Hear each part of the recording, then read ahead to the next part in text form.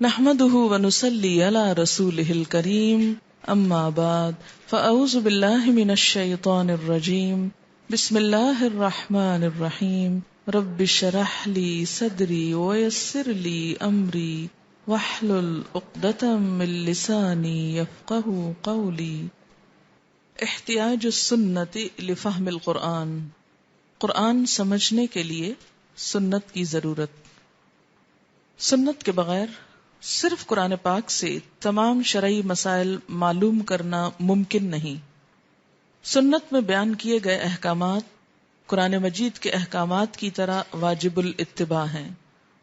ان المقدام ابن معدی کرب عن رسول اللہ صلی اللہ علیہ وسلم انہ قال الا انی اوتیت الکتاب ومثلہ معہ الا یوشک رجل شبعان على اريكته يقول عليكم بهذا القرآن فما وجدتم فيه من حلال فأحلوه وما وجدتم فيه من حرام فحرموه الا لا يحل لكم لحم الحمار الأهلي ولا كل ذي ناب من السبع ولا لقطة معاهد الا ان يستغني عنها صاحبها ومن نزل بقوم فعليهم ان يقروه فان لم يقروه فله ان يعقبهم بمثل قراه.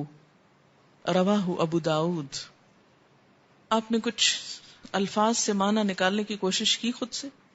یہ جو میں عربی عبارت پڑھتی ہوں ایک تو برکت کے لیے پڑھتی ہوں کیونکہ نبی صلی اللہ علیہ وسلم کے الفاظ دہرانے میں برکت ہے. دوسری بات یہ کہ آپ لوگ اپنا اپنا امتحان بھی لیں کہ آپ بغیر ترجمے کے مدد کے بات کو حدیث رسول صلی اللہ علیہ وسلم کو کس حد تک پک کر لیتے ہیں.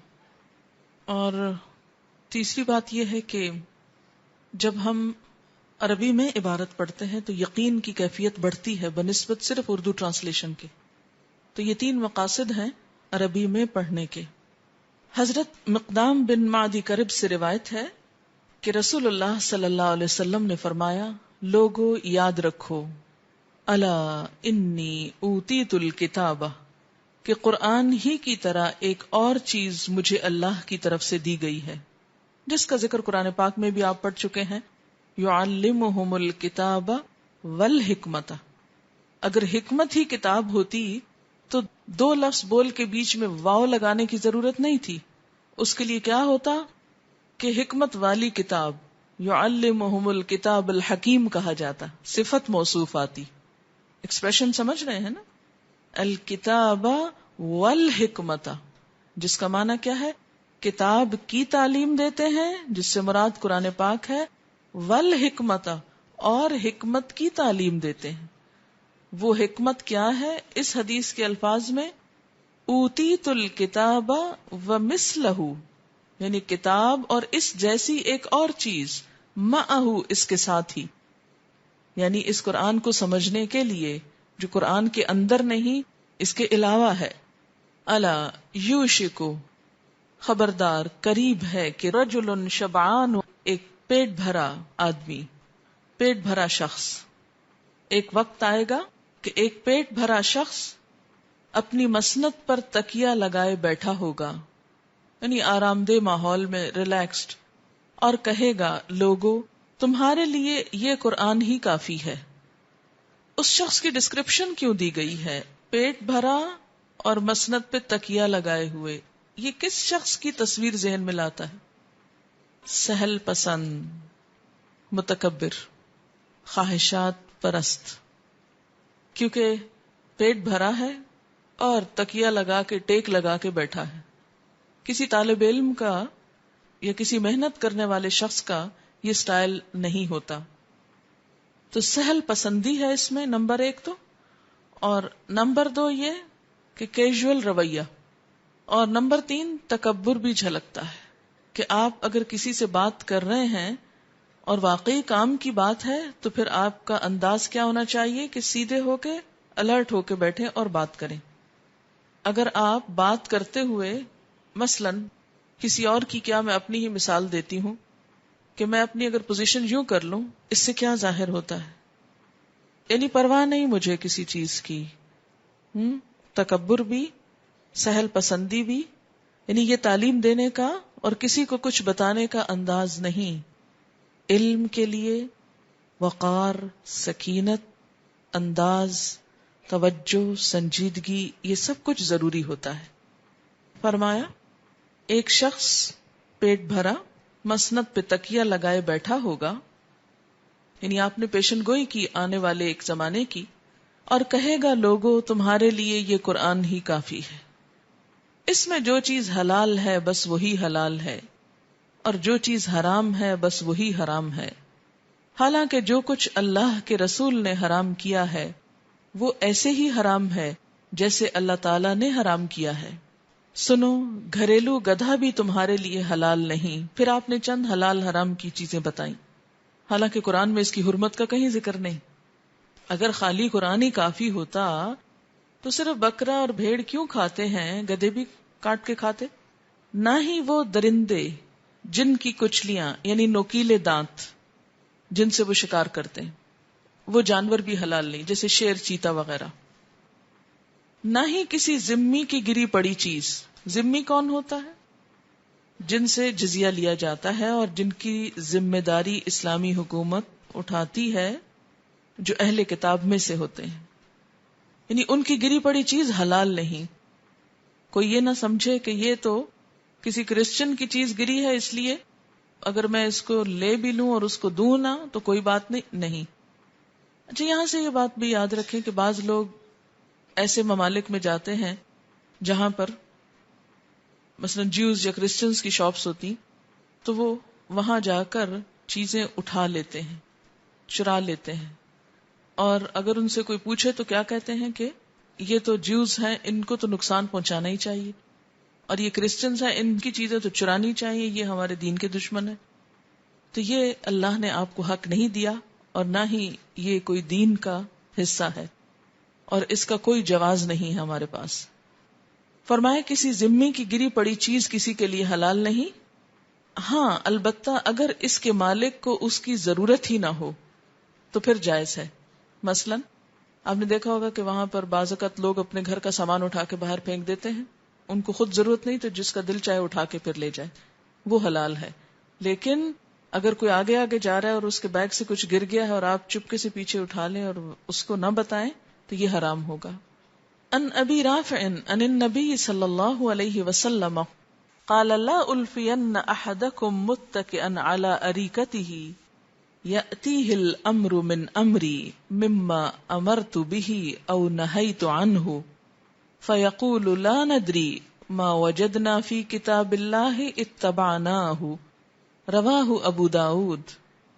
حضرت ابو رافع رضی اللہ تعالی عنہ سے روایت ہے کہ نبی اکرم صلی اللہ علیہ وسلم نے فرمایا، لوگو میں تم میں سے کسی کو اس حال میں نہ پاؤں کہ وہ اپنی مسند پر تکیہ لگائے بیٹھا ہو اور اس کے پاس میرے ان احکامات میں سے جن کا میں نے حکم دیا ہے یا جن سے میں نے منع کیا ہے کوئی حکم آئے اور وہ یوں کہے کہ میں تو اس کو نہیں جانتا، ہم نے جو کتاب اللہ میں پایا اسی پر عمل کر لیا، یعنی ہمارے لیے وہی کافی ہے. تو یہ چیز نہیں ہونی چاہیے. کیا کسی کا کہنا کہ قرآن ہی کافی ہے؟ قرآن مجید کو سنت کے ذریعے ہی سمجھا جا سکتا ہے. چند مثالیں درج ذیل ہیں. نمبر 1، ان حذیفہ یقول حدثنا رسول اللہ صلی اللہ علیہ وسلم ان الامانۃ نزلت من السماء فی جذر قلوب الرجال ونزل القرآن فقرأوا القرآن وعلموا من السنة رواہ البخاری. حضرت حذیفہ رضی اللہ تعالی عنہ کہتے ہیں کہ رسول اللہ صلی اللہ علیہ وسلم نے ارشاد فرمایا، دیانت داری آسمان سے لوگوں کے دلوں میں اتری ہے، یعنی انسان کی فطرت میں ہے، اور قرآن بھی آسمان سے نازل ہوا ہے جسے لوگوں نے پڑھا اور سنت کے ذریعے سمجھا. اب عربی الفاظ پہ غور فرمائیے. وَنَزَلَ الْقُرْآنُ فَقَرَأُوا الْقُرْآنَ قَرَأُوا وزن کیا ہے؟ فعلو. ان سب نے پڑھا. وعلمو اور جانا کیا؟ قرآن. کہاں سے؟ من السنت، سنت سے. یعنی امانت اللہ نے تو انسان کی فطرت میں اتاری. تو آتا نا فَأَلْهَمَهَا فُجُورَهَا وَتَقْوَاهَا. وہ جو تقوی کی چیزیں ہیں ان میں سے ایک امانت بھی ہے. اور اسی رب نے قرآن اتارا. تو جن کے دلوں میں امانت تھی انہوں نے قرآن کو اللہ کی کتاب مانا، اس کو پڑھا اور اس کو جانا. کہاں سے؟ من السنت. دوسری مثال، ان یعل بن امیۃ قال قلت لعمر بن الخطاب لیس علیکم جناح ان تقصروا من الصلاة ان خفتم ان یفتنکم الذین کفروا فقد امن الناس فقال عجبت مما عجبت منه فسألت رسول اللہ صلی اللہ علیہ وسلم عن ذلك فقال صدقۃ تصدق اللہ بها علیکم فاقبلوا صدقته. حضرت یعلا بن امیہ رضی اللہ تعالی عنہ کہتے ہیں کہ میں نے حضرت عمر سے پوچھا، اللہ تعالیٰ فرماتا ہے اگر تمہیں کافروں کے ستانے کا خوف ہو تو نماز قصر کر لینے میں کوئی حرج نہیں، اور اب جب کہ زمانہ امن ہے تو مراد یہ کہ پھر بھی قصر ہو. تو حضرت عمر رضی اللہ تعالی عنہ نے کہا مجھے بھی تمہاری طرح تعجب ہوا تھا، تو میں نے رسول اللہ صلی اللہ علیہ وسلم سے مسئلہ دریافت کیا تو آپ صلی اللہ علیہ وسلم نے فرمایا کہ اللہ نے تمہیں صدقہ دیا ہے لہٰذا اس کا صدقہ قبول کرو. یعنی یہ رخصت صدقہ ہے، اللہ کا ایک انعام ہے، اس انعام کو لے لو. یعنی قرآن کی آیت کیا بتاتی ہے کہ قصر کب ہوگی؟ جب خوف ہو، یعنی خوف کا زمانہ ہو. ان خفتم ان یفتنکم الذین کفروا. لیکن اس کی وضاحت کس نے کی؟ سنت رسول صلی اللہ علیہ وسلم نے. اب آپ دیکھیے کہ قرآن پڑھا ایک شخص نے، نام کیا اس کا؟ یعلا. اس نے تعجب کیا کہ شاید یہ آیت حضور صلی اللہ علیہ وسلم کے زمانے کے لیے تھی جب ہر سال جنگ ہوتی تھی، تو جنگ کے دوران قصر پڑھنا تھی. اور اب چونکہ جنگیں ختم ہو گئی ہیں اس طرح سے مدینہ کے اندر، تو پھر ختم ہوگی نا جب فتح ہو گیا سب کچھ، جزیرہ عرب مسلمان ہو گیا، تو اندر تو پھر وہ چیز نہ رہی. تو کہتے ہیں کہ میں نے حضرت عمر سے پوچھا تو حضرت عمر کہتے ہیں کہ مجھے بھی تمہاری طرح اس آیت پہ تعجب ہوا تھا، تو میں نے حضور صلی اللہ علیہ وسلم سے اس کے بارے میں سوال کیا تھا. تو آپ نے کیا فرمایا کہ یہ اللہ نے تمہیں صدقہ دیا ہے، اسے قبول کر لو. گویا مراد کیا تھی کہ امن کے زمانے میں بھی قصر کر سکتے ہو جب حالت سفر میں ہو. تیسری مثال، ان عدی بن حاتم قال سألت رسول اللہ صلی اللہ علیہ وسلم عن الصوم فقال حتى يتبين لكم الخيط الأبيض من الخيط الأسود قال فأخذت إقالين أحدهما أبيض والآخر أسود فجعلت أنظر إليهما فقال لي رسول الله صلى الله عليه وسلم شيئا لم يحفظه سفيان قال انما هو الليل والنهار رواہ الترمذی.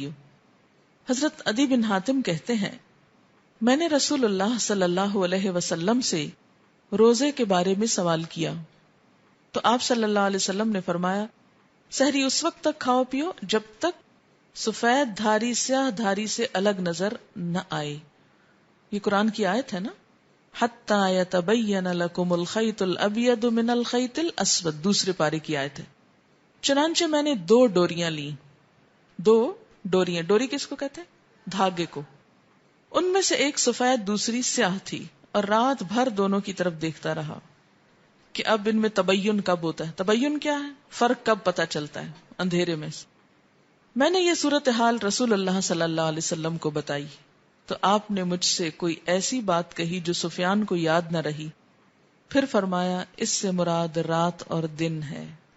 اور یہ بات یاد رہ گئی کہ یہ جو سفید دھاری سیاہ دھاری سے الگ ہو، اس سے مراد کیا ہے؟ یعنی سیاہ دھاری رات ہے اور سفید دھاری دن ہے، کہ رات میں دن کے آثار شروع ہو جائیں، یہ مراد ہے. ویسے بھی آپ دیکھیے کہ صبح میں وہ دھاریوں کی شکل میں صبح ہوتی ہے، اسے لہریں جیسے اٹھتی ہیں روشنی کی. تو اب اگر کہتے ہیں کہ خالی قرآن ہی کافی ہے اور سب لوگ اسی طرح عمل شروع کر دیں دھاگے لے کر، اور نہ جانے اس کا اصل مقصد کیا ہے، تو استاد کے بغیر بات پوری طرح سمجھ میں نہیں آتی. اور ویسے بھی وہ آیت ہمیشہ یاد رکھیے، وَأَنزَلْنَا إِلَيْكَ الذِّكْرَ لِتُبَيِّنَ لِلنَّاسِ مَا نُزِّلَ إِلَيْهِمْ.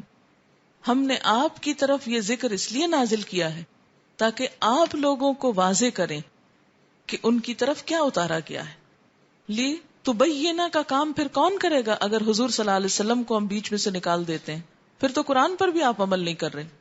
ان عبد اللہ قال لما نزلت الذین آمنوا ولم يلبسوا ایمانهم بظلم شق ذلك على المسلمین فقالوا یا رسول اللہ وأينا لا يظلم نفسه قال ليس ذلك انما هو الشرك الم تسمعوا ما قال لقمان لابنه یا بني لا تشرك بالله ان الشرك لظلم عظیم رواہ الترمذی. حضرت عبداللہ بن مسعود کہتے ہیں جب یہ آیت نازل ہوئی وہ لوگ جنہوں نے اپنے ایمان میں ظلم شامل نہیں کیا تو تمام مسلمان پریشان ہو گئے اور عرض کیا یا رسول اللہ صلی اللہ علیہ وسلم ہم میں سے کون ایسا ہے جس نے کوئی ظلم یعنی گناہ نہ کیا ہو؟ آپ صلی اللہ علیہ وسلم نے ارشاد فرمایا اس آیت میں ظلم سے مراد گناہ نہیں بلکہ شرک ہے. کیا تم نے حضرت لقمان کی اپنے بیٹے کو نصیحت نہیں سنی؟ اے میرے بیٹے شرک نہ کرنا کیونکہ شرک بہت بڑا ظلم ہے. تو اس سے کیا پتہ چلتا ہے کہ اگرچہ قرآن کی وضاحت قرآن کر رہا ہے لیکن توجہ دلانے والا کون ہے؟ نبی صلی اللہ علیہ وسلم ہے. اللہ تعالیٰ نے آپ صلی اللہ علیہ وسلم کی اصلاح کی جہاں کہیں کوئی کمی بیشی ہوتی، اور آپ نے پھر آگے تربیت کی. وَيُزَكِّيهِمْ، اس آیت میں بھی تو یزکیہم میں بھی تو آپ صلی اللہ علیہ وسلم کی ضرورت ہے نا. اگر لوگ کہتے ہیں کہ آپ کی ضرورت ہی نہیں ہے تو یزکیہم کون کرے گا؟ وہ خود سے خود کیسے ہو جائے گا؟ سنت رسول صلی اللہ علیہ وسلم نظر انداز کرنے سے بعض شرعی احکام نامکمل اور غیر واضح رہتے ہیں. مکمل دین سمجھنے اور اس پر عمل کرنے کے لیے قرآن مجید کے ساتھ ساتھ سنت کی پیروی اور اتباع بھی ضروری ہے. چند مثالیں درج ذیل ہیں. نمبر 1، قرآن مجید نے صرف مسافر اور بیمار کو رمضان میں روزے چھوڑ کر قضا ادا کرنے کی رخصت دی ہے، جبکہ رسول اللہ صلی اللہ علیہ وسلم نے مسافر اور بیمار کے علاوہ حائضہ، حاملہ اور دودھ پلانے والی عورتوں کو بھی روزہ چھوڑ کر بعد میں قضا ادا کرنے کی رخصت دی. تو اس طرح تو عورتیں بہت خسارے میں رہ جائیں گی اگر وہ صرف قرآن کو لیں گی، کیونکہ حائضہ، حاملہ اور دودھ پلانے والی نہ مسافر ہیں اور نہ بیمار ہیں، لیکن ان کی وضاحت الگ طور پر کر دی گئی. قرآن مجید کا حکم ہے فَمَنْ كَانَ مِنْكُمْ مَرِيدًا أَوْ عَلَى سَفَرٍ فَعِدَّةٌ مِّنْ أَيَّامٍ أُخَرَ، تم میں سے جو شخص بیمار ہو یا سفر میں ہو اور روزہ نہ رکھے تو رمضان کے بعد دوسرے دنوں میں گنتی پوری کرے. سورۃ البقرہ آیت 184 184. رسول اللہ صلی اللہ علیہ وسلم کا حکم. ان انس عن النبی صلی اللہ علیہ وسلم قال ان اللہ وضع عن المسافر نصف الصلاة والصوم وعن الحبلى والمرضع رواہ النسائی. حضرت انس سے روایت ہے کہ رسول اللہ صلی اللہ علیہ وسلم نے فرمایا کہ اللہ تعالیٰ نے مسافر کو روزہ مؤخر کرنے اور نصف نماز کی رخصت دی ہے، جبکہ حاملہ اور دودھ پلانے والی عورت کو صرف روزہ مؤخر کرنے کی رخصت دی ہے. یعنی نماز میں نہیں ہے لیکن روزے میں ہے. مؤخر کرنے کا کیا مطلب ہے؟ تاخیر کرنا، پوسٹ پون کرنا، بعد میں رکھنا. قال ابو الزناد ان السنن ووجوه الحق لتأتي كثيرا على خلاف الرأي فما يجد المسلمون بدا من اتباعها من ذلك ان الحائض تقضي الصيام ولا تقضي الصلاة رواہ البخاری. حضرت ابو الزناد فرماتے ہیں مسنون اور شرعی احکام بسا اوقات رائے کے برعکس ہوتے ہیں. مسنون اور شریعت کے حکم انسان کے پرسنل اوپینین کے اپوزٹ ہوتے ہیں بعض اوقات. برعکس کا کیا مطلب ہے؟ اپوزٹ, یا اس کو کنٹراڈکٹ کرتے ہیں. لیکن مسلمانوں پر ان احکام کی پیروی کرنا لازم ہے. انہی احکام میں ایک یہ بھی ہے کہ حائضہ روزوں کی قضا ادا کرے لیکن نماز کی قضا ادا نہ کرے. یعنی اگر عقل سے پوچھیں تو عقل کیا کہے گی کہ یا دونوں کی کرے تو یا دونوں کی نہ کرے. لیکن سنت نے کیا بتایا کہ ایک کی کرے اور ایک کی نہ کرے. اگلے روز مجھ سے کوئی کہہ رہا تھا کہ بہت سے لوگ اعتراض کرتے ہیں کہ کیا فرق پڑتا ہے کہ عورت ان دنوں میں نماز نہ پڑھے, لیکن ان دنوں میں عورت اگر نماز پڑھتی ہے تو اس کے جو بلڈ کی سرکولیشن ہے یا جو بلڈ اس کی سیکریشنز ہو رہی ہیں وہ پلٹ کر اس کے اگر سجدے کی حالت میں بار بار جاتی ہے تو وہ اس کے دماغ کی طرف کلاٹ کوئی آ سکتا ہے یا اس کی سرکولیشن پہ فرق پڑ سکتا ہے. تو اس لیے یہ اللہ تعالیٰ نے ایک رخصت دی ہے اور ایک سہولت پیدا کی ہے. تو ہم عقل سے, اور یہ بھی ایک قیاس ہے, خیال ہے, ہو سکتا ہے اس کے علاوہ بھی کوئی ایسی چیز ہو کہ جو اس کنڈیشن میں نماز پڑھنے میں فزیکلی بھی ہارمفل ہو, اسپرچولی تو ہے ہی, کیونکہ آپ دیکھیں کہ کتنی ہارمونل چینج کی وجہ سے اریٹیشن ہوتی ہے. اگر نماز میں کھڑے بھی ہو تو خشوع کہاں سے آئے گا؟ چلیے اگر آپ کہیں کہ خشوع نہ بھی ہو تو نماز تو ہو جاتی, لیکن طہارت کی حالت بھی تو نہیں ہوتی. تو اللہ تعالیٰ سے ملاقات کے وقت اور خاص عبادت کے وقت طہارت انسان کے اندر اور جذبات پیدا کرتی ہے اور اس کا فائدہ ہوتا ہے. اگر آپ اس حالت میں نماز پڑھ کر بھی آ جائیں اور وہ مقصود حاصل نہ ہو تو فائدہ کیا؟ اور ان سب باتوں کے اوپر کیا بات ہے کہ جب دین میں منع ہے تو بس ٹھیک ہے, اگر اس کی حکمت سمجھ میں آ جائے تو بہت اچھا, غور کرنا چاہیے. نہ بھی سمجھ میں آئے تو اتنا ہی کافی ہے. ما آتاکم الرسول فخذوہ وما نہاکم عنہ فانتہوا, آپ نے روکا ہے رک جاؤ.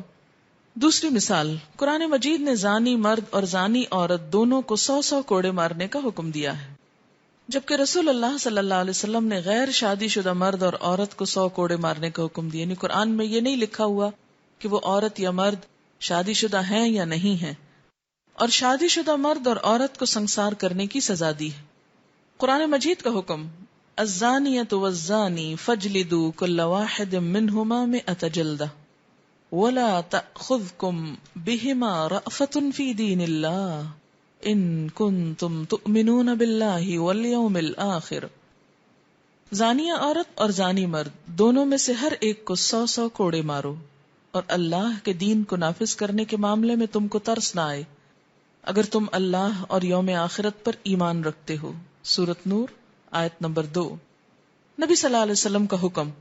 عن ابن عباس قال جاء ماعز بن مالک الى النبي صلی اللہ علیہ وسلم فاعترف بالزنا مرتين فطرده ثم جاء فاعترف بالزنا مرتين فقال شهدت على نفسك 4 مرات اذهبوا به فرجموه رواہ ابو داود. حضرت عبداللہ بن عباس رضی اللہ عنہما کہتے ہیں کہ ماعز بن مالک رضی اللہ عنہ نبی اکرم صلی اللہ علیہ وسلم کی خدمت میں حاضر ہوئے اور 2 مرتبہ زنا کا اعتراف کیا. آپ صلی اللہ علیہ وسلم نے انہیں واپس لوٹا دیا, اگرچہ وہ خود اعتراف کر رہے تھے لیکن آپ نے ان کو واپس بھیج دیا. حضرت ماعز رضی اللہ تعالی عنہ پھر حاضر ہوئے اور 2 مرتبہ زنا کا اعتراف کیا. تب آپ صلی اللہ علیہ وسلم نے ارشاد فرمایا, تم نے 4 مرتبہ اپنے خلاف گواہی دے دی, تو آپ نے حکم دیا جاؤ اسے سنسار کر دو, کیونکہ وہ شادی شدہ تھے. اب سوال یہ پیدا ہوتا ہے کہ ایک شخص کے اندر یہ حوصلہ کہاں سے آتا ہے کہ وہ اپنے گناہ کا اعتراف کر کے خود کو خود سزا دلوائے. ایمان ہے نا, اس بات کا پورا یقین ہے کہ اگر دنیا میں بچ بھی گئے تو اللہ کے ہاں تو پکڑ ہوگی, خدا تو پکڑ لے گا, تو بہتر ہے یہی صاف ہو کے جائیں. یعنی کچھ چیزیں ایسی ہیں کہ جن کے لیے توبہ ہے, اور کچھ چیزیں ایسی ہیں کہ جن میں اگر کسی انسان کا حق لوٹا ہے تو اس حق کو دے کر توبہ ہوگی. یہ نہیں کہ آپ لٹیرے بھی بنے رہیں اور توبہ بھی کرتے چلے جائیں. خیر یہ بات تو جہاں آئے گی. تیسری مثال, قرآن مجید نے تمام مردار حرام کر دیے. قرآن پاک میں آتا ہے انما حرم علیکم المیتۃ, یہ آیت پڑھ چکے نا, 3-4 دفعہ پڑھ چکے کہ اللہ نے تم پر مردار حرام کیا ہے. اس سے تو کیا پتہ چلتا ہے, ہر مردہ چیز حرام, لیکن رسول اللہ صلی اللہ علیہ وسلم نے مری ہوئی مچھلی حلال قرار دی، یعنی مچھلی اس سے ایگزمپٹڈ ہے. یہ کون کرے گا؟ یہ تو پھر اس کے لیے آپ صلی اللہ علیہ وسلم ہی کے پاس اتھارٹی ہے. قرآن مجید کا حکم، حرمت علیکم المیتۃ والدم ولحم الخنزیر وما اہل لغیر اللہ بہ، حرام کیا گیا تم پر مردار، خون، خنزیر کا گوشت اور ہر وہ جانور جس پر ذبح کرتے ہوئے اللہ کے سوا کسی اور کا نام لیا جائے. سورۃ مائدہ آیت نمبر 3. رسول اللہ صلی اللہ علیہ وسلم کا حکم، عن جابر رضی اللہ عنہ ان النبی صلی اللہ علیہ وسلم سئل عن البحر. رسول اللہ صلی اللہ علیہ وسلم کا حکم، عن جابر رضی اللہ عنہ ان النبی صلی اللہ علیہ وسلم سئل عن البحر قال هو الطہور ماؤہ والحل میتتہ، رواہ ابن خزیمہ.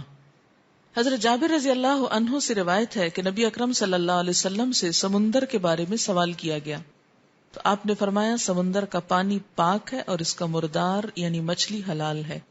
اسے ابن خزیمہ نے روایت کیا. اب آپ دیکھیں کہ مچھلی ذبح نہیں کی جاتی نا، تو جب آپ اس کو نکال کے باہر جال رکھتے ہیں تو تھوڑی دیر میں کیا ہوتا ہے، مچھلیاں مر جاتی. تو اب یہ مردار ہو گئی، تب آپ کیسے کھائیں؟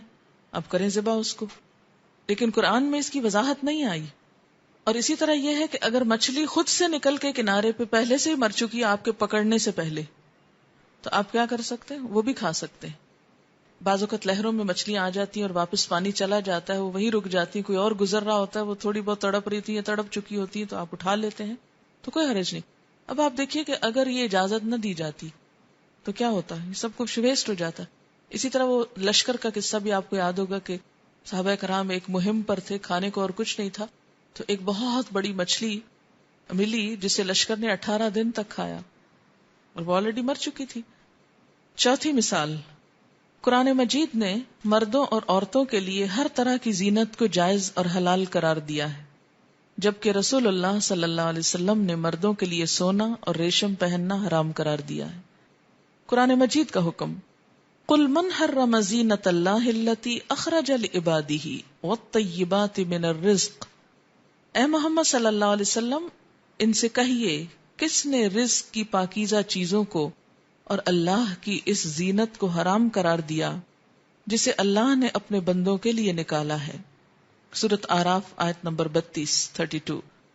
رسول اللہ صلی اللہ علیہ وسلم کا حکم، ان ابی موسیٰ ان رسول اللہ صلی اللہ علیہ وسلم قال احل الذهب والحریر لإناث امتی وحرم على ذکورها، رواہ النسائی. حضرت ابو موسیٰ رضی اللہ تعالی عنہ سے روایت ہے کہ نبی اکرم صلی اللہ علیہ وسلم نے فرمایا میری امت کی عورتوں کے لیے سونا اور ریشم حلال کیا گیا ہے اور مردوں کے لیے حرام کیا گیا ہے. قرآن مجید نے وضو کا طریقہ منہ اور ہاتھ کوہنیوں تک دھونا اور پھر سر کا مسا اور پاؤں کا دھونا بتایا، جبکہ رسول اکرم صلی اللہ علیہ وسلم نے 3 مرتبہ ہاتھ دھونا، 3 مرتبہ کلی کرنا، 3 مرتبہ ناک صاف کرنا، پھر منہ دھونا، 3 مرتبہ دونوں ہاتھ کوہنیوں تک دھونا، اس کے بعد سر اور کانوں کا مسا کرنا، پھر 3 مرتبہ دونوں پاؤں ٹخنوں تک دھونا بتایا ہے. قرآن مجید کا حکم، یا ایھا الذین آمنوا اذا قمتم الی الصلاۃ فاغسلوا وجوہکم وایدیکم الی المرافق وامسحوا برؤوسکم وارجلکم الی الکعبین. اے لوگو جو ایمان لائے ہو، جب نماز کے لیے اٹھو تو اپنے ہاتھ کوہنیوں تک دھو لو، سروں پر مسا کر لو اور پاؤں ٹخنوں تک دھو لیا کرو. ارجلکم آ رہا نا، اس لیے ایدیکم اور وجوہکم کے ساتھ جا رہا ہے. رسول اللہ صلی اللہ علیہ وسلم کا حکم، ان حمران ان عثمان دعا بودوء، یہ وضو نہیں ہے ودوء ہے. ودوء کہتے ہیں وضو کا برتن یا وضو کا پانی جو ہے نا، ودوء اس کو بھی کہتے ہیں.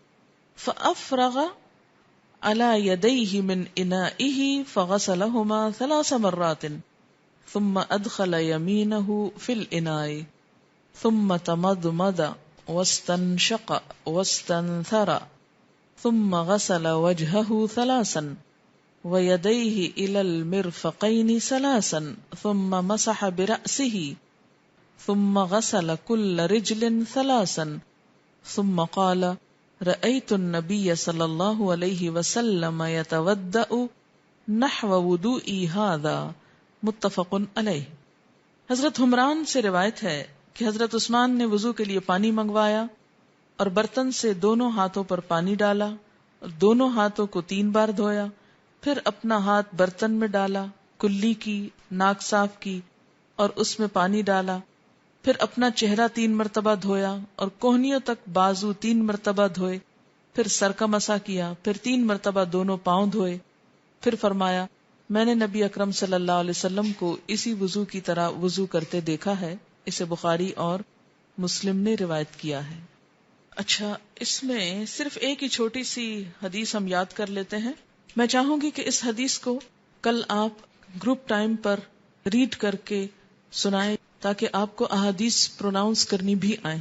میں آپ کو کہلواؤں گی اس وقت یہ حدیث اور آپ اس کو میرے پیچھے دہرائیں گے تاکہ کل آپ سنا سکیں، اور گھر جا کے 3 دفعہ اس حدیث کو پڑھیں گے.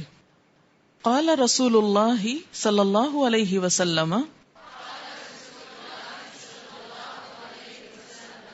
الا انی اوتیت الکتاب ومثلہ معہ.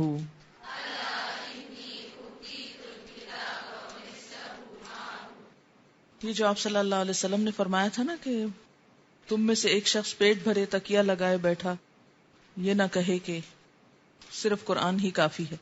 تو انہوں نے لکھا ہے کہ یہ جو کیریکٹر سامنے آتا ہے جس کے بارے میں آپ صلی اللہ علیہ وسلم نے پیشن گوئی کی ہے، اس میں 4 خصوصیات معلوم ہوتی ہیں. نمبر 1 کیجول ایٹیچیوڈ، نمبر 2 سہل پسندی، نمبر 3 تکبر، اور نمبر 4 جو بڑی اہم بات ہے کہ جن لوگوں کے پاس بھی عموماً مال اور زندگی کی سہولتیں ہوتی ہیں انہی کا رویہ یہ زیادہ ہوتا ہے کہ حدیث نہ مانو.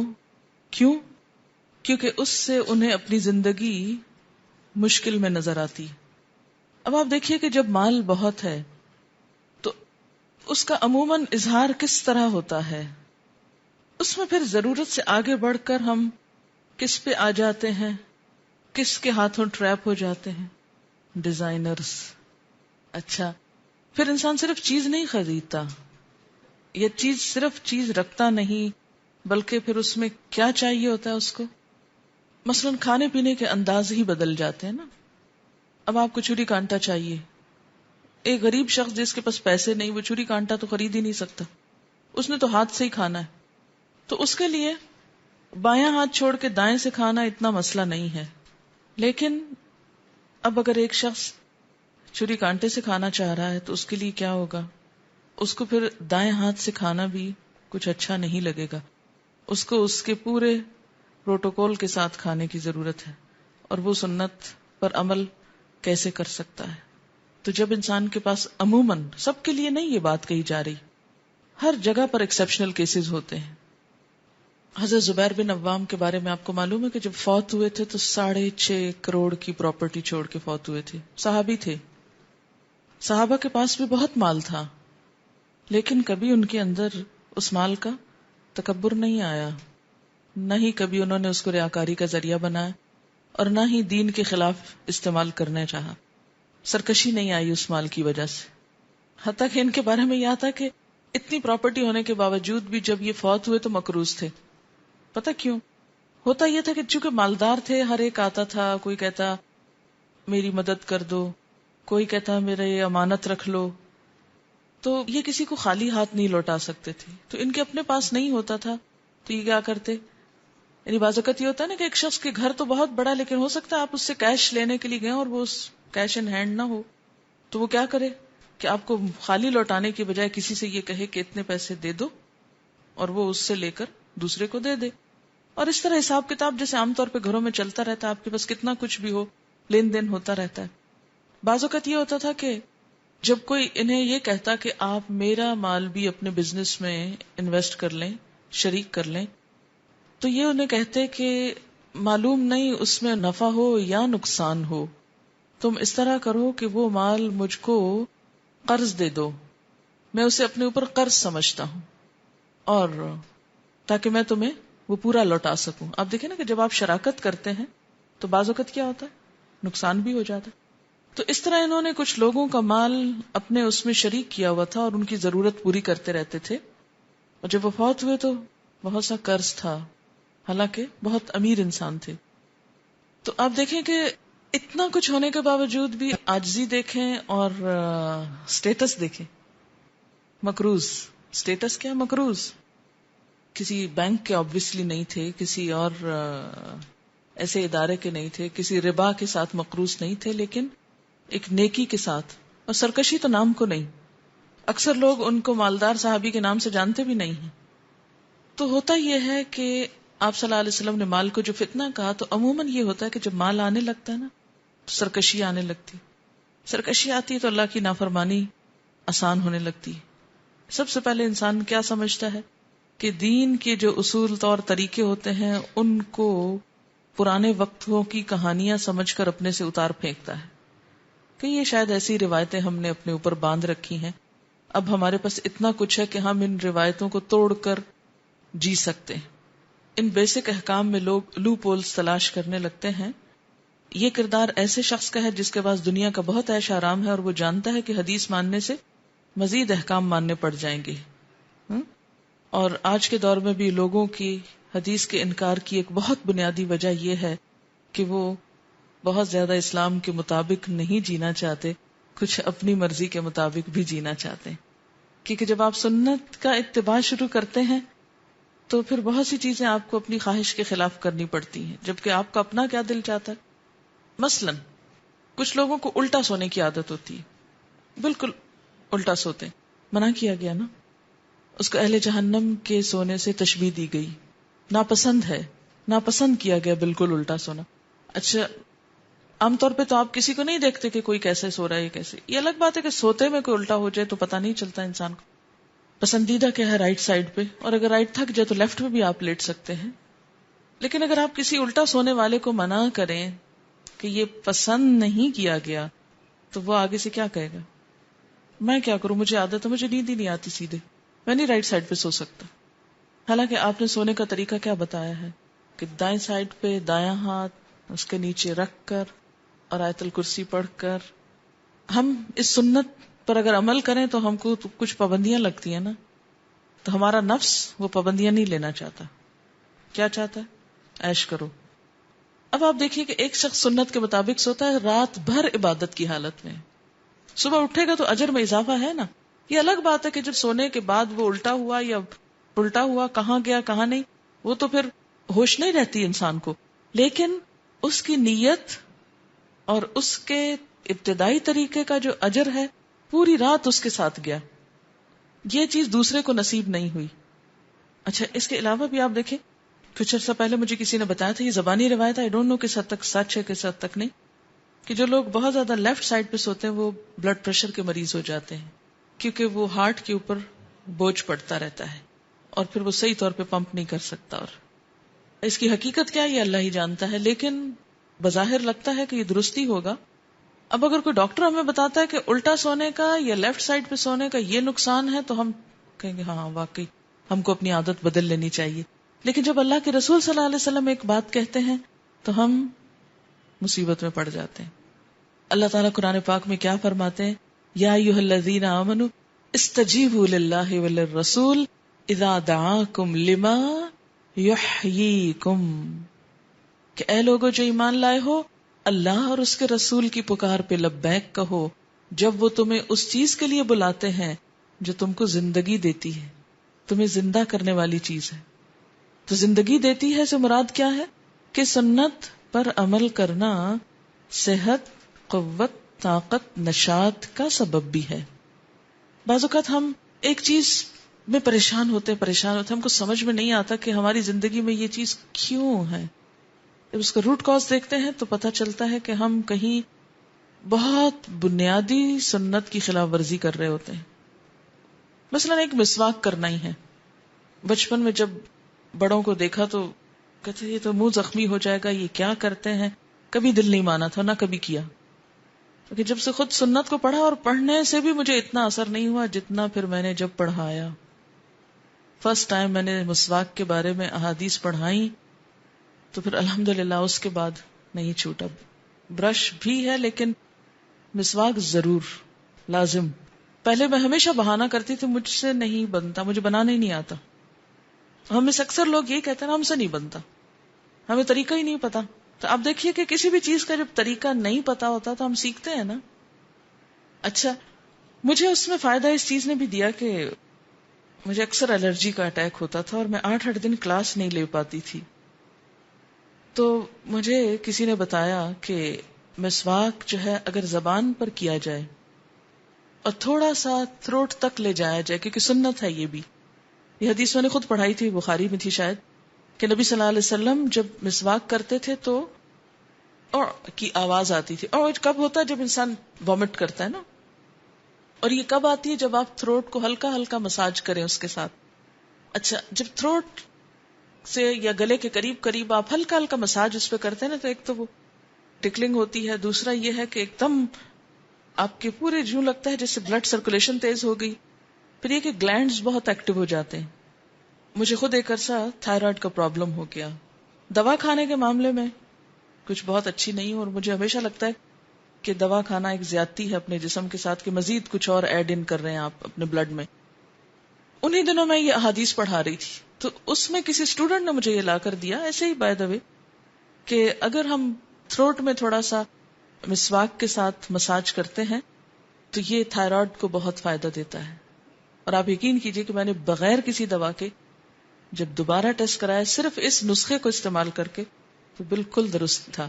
تو یہ بات اس لیے بھی بتا رہی ہوں کہ عموماً ہم جب دنیا کا کوئی فائدہ دیکھتے ہیں تو ہم کو سنت سے پیار ہو جاتا ہے، لیکن جب سنت برائے سنت ہوتی ہے تو ہم کو وبال لگتی ہے. اچھا، قرآن پاک میں ایک آیت آتی ہے، سورۃ نور آیت 63، فَلْيَحْذَرِ الَّذِينَ يُخَالِفُونَ عَنْ أَمْرِهِ أَن تُصِيبَهُمْ فِتْنَةٌ أَوْ يُصِيبَهُمْ عَذَابٌ أَلِيمٌ. کتنی سخت آیت.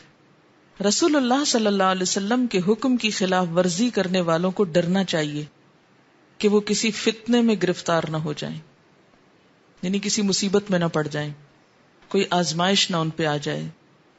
او یصیبہم عذاب علیم، یا دردناک عذاب میں مبتلا نہ ہو جائیں یا پہنچے ان کو دردناک عذاب.